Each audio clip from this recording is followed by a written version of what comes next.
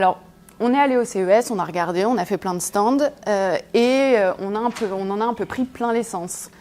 En gros, partout, sur tous les stands, on nous demandait de mobiliser un de nos sens. Donc, on parlait tout à l'heure de l'odorat avec ces petits capteurs maintenant qui sont capables de reproduire et de reconnaître un nombre d'odeurs incroyables. Et d'ailleurs, ça a une utilité assez importante dans certaines infrastructures où on va pouvoir repérer les risques potentiels de fuite de substances nocives, etc. On a le goût qui a été mobilisé avec des petits gadgets qui peuvent être, si vous êtes amateur, assez intéressants où vous mettez dans votre verre de vin un petit capteur qui va reconnaître exactement toutes les substances qu'il y a dedans et qui va vous dire « toi, tu aimes ce vin-là parce qu'il y a ça, ça, ça, ça, ça ». Et du coup, vous ne vous planterez plus au supermarché quand vous allez devoir choisir la bouteille qui va faire mouche.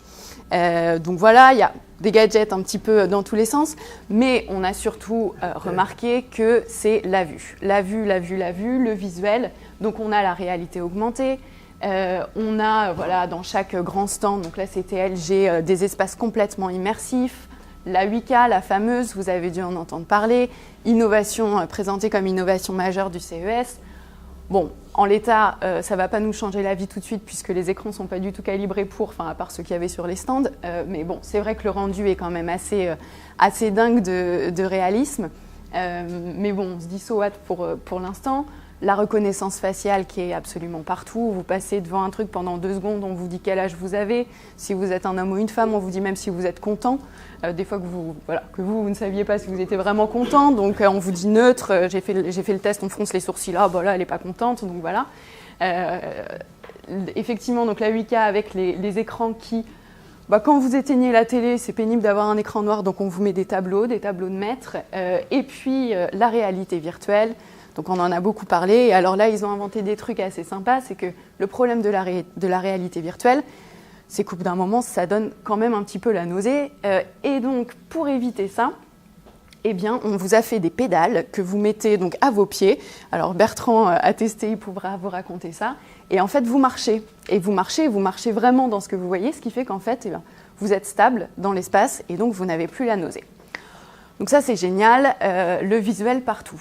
Mais face à ça, il y a un certain nombre de consommateurs qui commencent à en avoir un peu marre, d'autant que le visuel dans notre quotidien, c'est aussi traduit par quoi? C'est traduit par les chaînes d'infos 24/24, au final qui tue l'info. C'est traduit par les vidéos partout, vous en avez partout. La preuve, pour ceux qui utilisent par exemple un réseau social comme Facebook, ils ont trouvé ça tellement génial qu'ils ont même fait maintenant un onglet dédié où si vous n'en aviez pas assez sur votre fil d'actualité, vous avez carrément que des vidéos, que ça. Face à ça, c'est un peu l'overdose et du coup, on se rend compte que l'audio fait de la résistance. L'audio fait de la résistance et notamment avec, et Bertrand en parlait tout à l'heure, l'avènement des smart speakers ou des smart microphones, surtout aux États-Unis. Aux États-Unis, 21% de la population âgée de plus de 18 ans possède un smart speaker. Ça fait quand même 53 millions de personnes, mais ce n'est pas tellement ce chiffre-là qui est intéressant.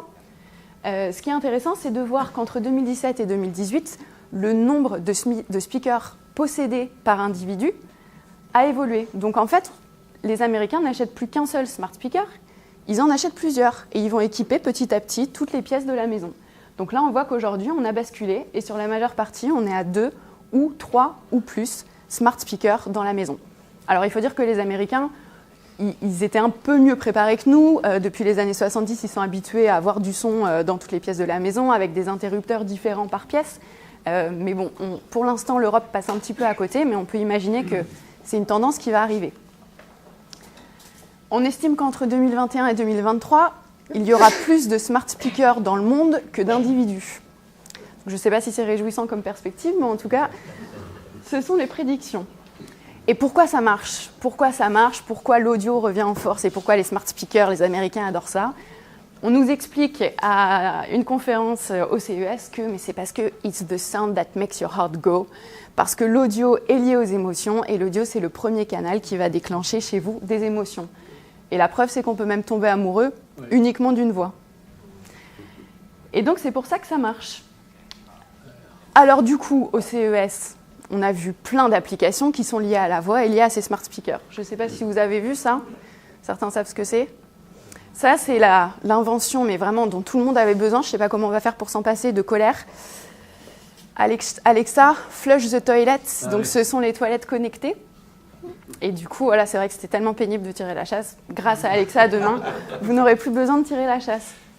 Bertrand en a parlé tout à l'heure. Alexa, cook some popcorn. Si on a vraiment, vraiment la flemme de se lever du canapé, du coup, voilà, on a juste demandé à Alexa et on a le popcorn qui est fait. Mais alors, plus intéressant et aussi plus intelligent, Alexa, joue-moi le dernier podcast de NPR. NPR, on en a beaucoup, beaucoup entendu parler au CES. C'est la National Public Radio. C'est le premier réseau de radiodiffusion publique aux États-Unis, à but non lucratif. Et en fait, depuis les années 70, il regroupe environ 80 stations de radio qui vont produire des programmes et des actualités, donc principalement actu et culturelles. Et la NPR, depuis les années 70, leur ambition, c'est d'être le pionnier de l'audio. Le pionnier de l'audio, comment ? Là, ces derniers temps, ils se sont dit, si on veut vraiment rester devant, on est obligé de voir un peu ce qui se passe du côté des smart speakers et de créer des programmes et des applications qui vont être connectés directement au smart speaker. Donc, c'est un des premiers aux États-Unis à avoir créé une application qui est directement jouable depuis Alexa pour qu'on puisse consommer son contenu audio dans la maison. D'ailleurs, la NPR, ils sont quand même très, très, très forts aux États-Unis puisqu'aujourd'hui, il y a... Donc, c'est le premier éditeur de podcasts. Du coup, la transition avec les podcasts se fait assez naturellement puisqu'il faut du contenu dédié à une utilisation dans la maison. Alexa, joue-moi l'émission d'NPR. Du coup, les podcasts, ils ont investi à fond dessus et ils sont le premier aujourd'hui publisher de podcasts aux États-Unis. Et il y a à peu près 19 millions de personnes, je crois, par mois qui utilisent leur podcast. Donc, c'est pas rien. Et le podcast est en train de faire son grand retour. On en a tous entendu un petit peu parler, certains en consomment plus que d'autres, mais alors aux États-Unis, la tendance est vraiment en train de s'affirmer. On voit qu'en 4 ans, l'auditoire des podcasts a été multiplié par 2. On est sur un marché en volume, on ne va pas s'affoler, qui est quand même relativement restreint. On parle en millions de dollars, là où le marché de la publicité au niveau mondial, c'est des 600 milliards de dollars avec la moitié aujourd'hui sur du digital. Mais néanmoins, la tendance est là. Pourquoi ça marche, les podcasts ? Pourquoi ça marche aux États-Unis, mais pourquoi ça marche partout dans le monde ? D'ailleurs, en Corée du Sud, je crois qu'ils sont vraiment très, très forts au niveau des podcasts. Parce qu'on peut les consommer en mobilité. Aujourd'hui, on cherche à tout prix ce qui va nous permettre de faire du multitasking, parce qu'une seule tâche ne nous suffit plus, il faut qu'on puisse en faire plein en même temps. Donc, le podcast, on peut l'écouter et faire autre chose. La proximité, on a l'impression que la voix qui sort et qui sort du coup du smart speaker pour la majeure partie de la consommation ou bien du téléphone, elle nous parle à nous, donc on se sent assez privilégié.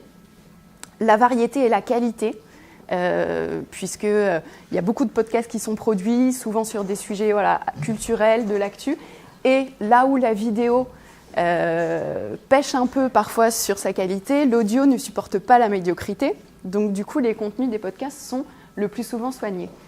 Et puis c'est moins intrusif, et ça laisse plus la place surtout à l'imagination. On ne vous impose pas tout de suite la représentation, vous allez pouvoir vous la créer. Donc ça fonctionne. Et les grandes tendances qu'on est susceptible d'identifier dans les années qui viennent autour du podcast, ça va être l'entertainment. Aux États-Unis, il y a de plus en plus de créateurs et de scénaristes qui sont un peu les déçus d'Hollywood, qui commencent à écrire spécialement pour les podcasts. Par exemple, Up and Vanished, c'est un podcast d'une chaîne de production qui s'appelle Thunderfoot TV, qui était au CES et qui intervenait. Ça fait absolument un carton et ils vont chercher des scénaristes qui vont vraiment écrire ça comme on écrit une histoire, à tel point qu'ils l'ont adapté en série télé.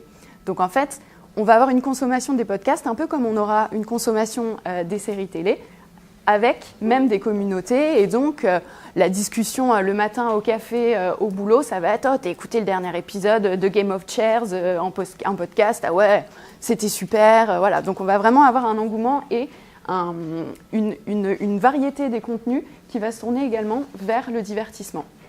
Le côté interactif, on va consommer les podcasts avec des smart speakers. Donc le smart speaker, il nous envoie du son, mais il nous entend aussi. Donc, on peut imaginer d'avoir des contenus où on va pouvoir choisir la fin de son podcast, interagir nous-mêmes avec l'interface et lui dire, bon bah voilà, mets-moi la fin A, B, C, et du coup, on pourra échanger réellement et construire son propre contenu. L'aspect communautaire, je viens d'en parler, mais on est susceptible d'avoir du coup un engouement autour de ces chaînes de podcast, autour de ces thématiques-là, et pourquoi pas avoir des produits dérivés, des tournées, donc vraiment un marché qui va se tourner vers la starification. Et puis surtout, on risque d'avoir de nouveaux acteurs assez rapidement. Aujourd'hui, le marché, il est complètement trusté par Apple. Ils ont, je crois, 30 ou 35% du marché. On peut se demander pourquoi, sur les Android, on n'a pas encore d'app qui est mise par défaut sur le système, alors que dès que vous achetez un device Apple, vous avez automatiquement une application podcast. De la même façon, les réseaux sociaux sont complètement absents aujourd'hui de la distribution des podcasts. Jamais on va vous pousser un podcast sur les réseaux sociaux. Donc ça, c'est des tendances qui risquent d'intervenir dans les années qui viennent et on risque d'avoir un marché qui se structure. Et donc, s'il se structure, la grande question, c'est OK, mais comment est-ce qu'on le rend rentable, encore plus rentable, et comment est-ce que les 600 millions prévus en 2020 de dollars, on les explose? Eh bien, il y a deux options qui ont été évoquées aux conférences qu'on a faites. La première, c'est un modèle de souscription à la Spotify ou à la Deezer aujourd'hui, les plateformes de musique à la demande. Concrètement, vous voulez accéder à plus de contenu et vous ne voulez pas de pub, et vous payez. Et le deuxième modèle, et c'est ça aussi qui nous intéresse d'un point de vue communication et marketing, c'est tout l'ad market qui va s'ouvrir autour des podcasts.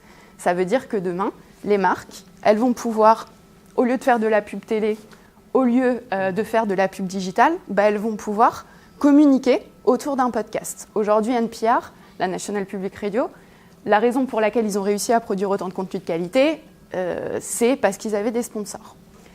Mais un problème se pose, et un problème a été évoqué par les différentes maisons de production qui étaient présentes, c'est, OK, les marques, elles vont devoir communiquer, elles vont pouvoir communiquer grâce au podcast, mais il va falloir qu'elles respectent un certain fil créatif si on ne veut pas que ça devienne une copie tout simplement de la radio ou des autres médias disponibles aujourd'hui.